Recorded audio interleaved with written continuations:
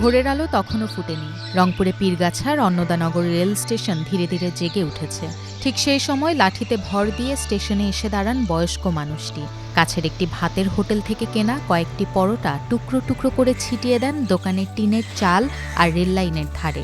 মুহূর্তেই আশেপাশের গাছ থেকে ঝাঁকে ঝাঁকে উড়ে আসে পাখি। কিচিরমিচির শব্দে মুখর হয়ে ওঠে পুরো স্টেশন এলাকা। মানুষটির নাম অনন্ত কুমার বর্মন, বয়স ৭৬, একজন বীর মুক্তিযোদ্ধা।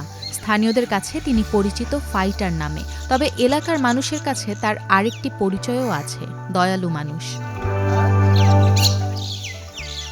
প্রায় ১৬ থেকে ১৭ বছর ধরে প্রতিদিন ভোরে তিনি পাখিদের খাওয়ান।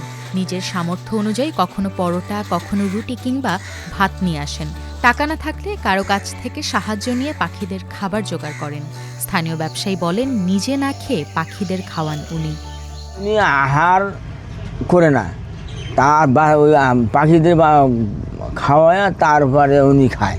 যে কোনো পাখির ও খুব মায়া করে। সে মনে করেন আপনার নিজেও আহার খাওয়ার আগে উনি পাখিকে খাওয়ায় তারপরে নিজে আহার করেন।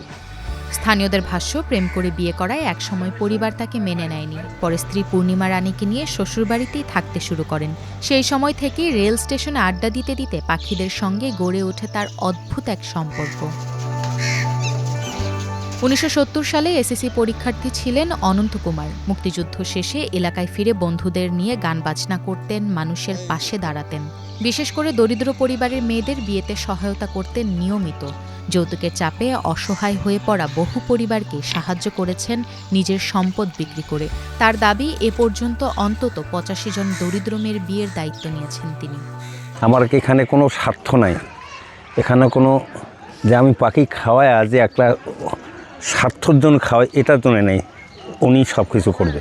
আমার ছোটোর থেকেই টান, আমি জীবের প্রতি একটু খুব ভালোবাসি তাদের, এবং পাখির সেবা, জীবের সেবায় কবি রবীন্দ্রনাথ ঠাকুর বলেছে যে জীব সেবায় পরম ধর্ম, জীবে প্রেম করে যেজন সেই সেবেছে ঈশ্বর। এই কারণে অনেক কিছুর কারণে আমি পাখিদের সেবা করতেছি।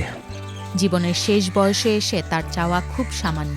মানুষ আর পশু পাখির ভালোবাসা নিয়েই পৃথিবী থেকে বিদায় নিতে চান এই বীর মুক্তিযোদ্ধা।